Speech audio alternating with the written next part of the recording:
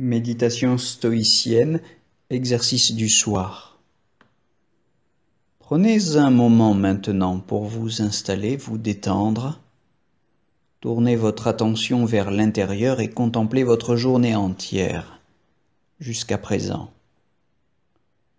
Je suppose que vous écoutez cet enregistrement tard dans la soirée.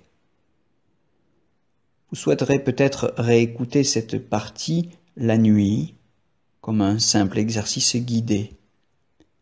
Il est préférable que vous puissiez le faire avant de vous coucher, car vous pourriez commencer à somnoler plutôt que de penser clairement. Vous pouvez également vous aider en notant à ce moment-là vos réflexions dans un journal, un peu comme les méditations de Marc Aurèle, bien que le but serait plus précisément d'évaluer vos propres actions au cours des heures précédentes.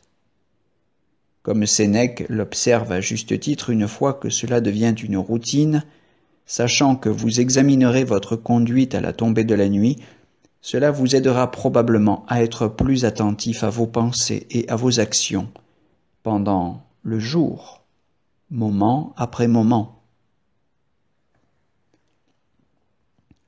Passez alors maintenant attentivement les choses en revue. Prenez votre temps et essayez de vous rappeler comment votre journée a commencé. Quels étaient vos plans pour la journée? Avez-vous atteint vos objectifs? Permettez-vous d'accepter les choses qui sont hors de votre contrôle ou qui ne sont pas à vous, avec indifférence, même si vos projets ont été contrecarrés. Permettez-vous cependant d'accepter le fait que vous ne pouvez pas changer le passé. Au lieu de cela, mettez l'accent sur ce que vous pouvez apprendre en ce moment et ce que cela signifie de contempler vos propres actions précédentes avec raison et sagesse. Essayez de vous rappeler la séquence des événements dans l'ordre où les choses se sont passées. Qu'avez-vous dit, entendu ou fait en premier? Où êtes-vous allé? Quelles activités avez-vous entrepris? Qui avez-vous rencontré en premier? Et ensuite, passez toute la journée en revue. De cette manière, examinez les choses d'un point de vue détaché et étudiez votre propre caractère et vos actions aussi objectivement que possible. Imaginez-vous, observez vos propres actions comme si vous regardiez quelqu'un d'autre. Que considérez-vous vraiment admirable ou louable dans votre caractère ou dans vos actions?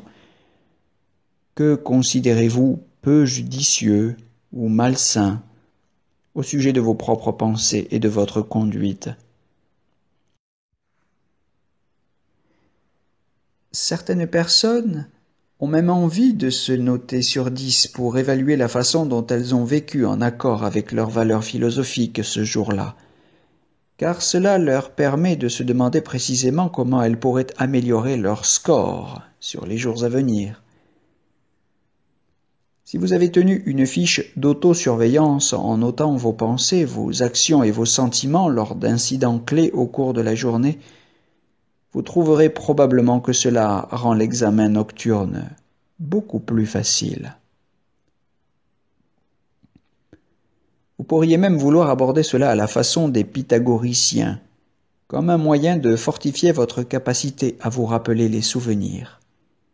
Si cela vous aide, essayez d'imaginer clairement les événements dans votre esprit.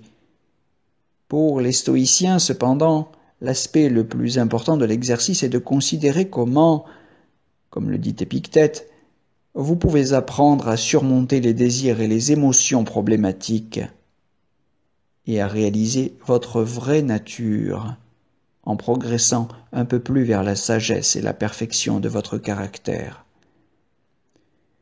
Vous pourriez peut-être imaginer que vous assumez le rôle d'un ami ou d'un sage conseiller envers vous-même, peut-être en prodiguant le genre de conseils que vous souhaiteriez obtenir d'un professeur stoïcien comme Zénon ou Épictète.